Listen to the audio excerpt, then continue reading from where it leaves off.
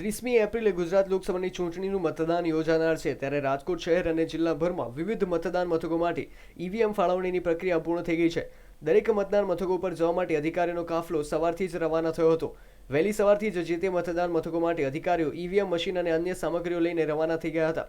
કોઈપણ ઈવીએમ મશીનમાં ખામી સર્જાય તો તાકીદે રિપેરિંગ કરવાની તેમજ જરૂર પડે બદલવાની પણ સંપૂર્ણ વ્યવસ્થા કરી લેવામાં આવી છે। લોકસભા 2014ની જે ચૂંટણી ગુજરાત ખાતે યોજાનાર છે એ પૈકી 69 રાજકોટ વેસ્ટમાંથી અમે આજે સવારે 2970 રાજકોટમાંથી અમે સવારે જે તમામ બહારની એસીમાં જે મોકલવાનો હતો એ સ્ટાફને સવારે 6 વાગે પહેલાં રવાના કરી દીધેલ છે।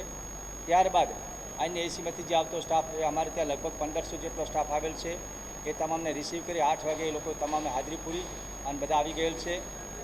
હવે ત્યારબાદ વિતરણ સામગ્રી શરૂ કરવામાં આવેલી અને વિતરણ સામગ્રી લગભગ 90% જેટલી પૂર્ણ થઈ ગઈ છે। દિવસ દરમિયાન કોઈ પણ અનિચ્છનીય ઘટના ન બને એ બાબતે પણ પૂરતા પ્રમાણમાં જે સુરક્ષાની વ્યવસ્થા પણ કરવામાં આવી છે। સ્ટાફ મતદાન મથક સુધી પહોંચે તેમજ મતદાન સમયે કોઈપણ પ્રકારની અનિચ્છનીય ઘટના ન ઘટે તે માટે ચુસ્ત પોલીસ બંદોબસ્ત ગોઠવી દેવામાં આવ્યો છે। મતદાન માટે આજે દરેક મતદાન મથક પર સવારે સ્ટાફ રવાના થઈ ગયો છે। Bureau report, news online, Rajkot.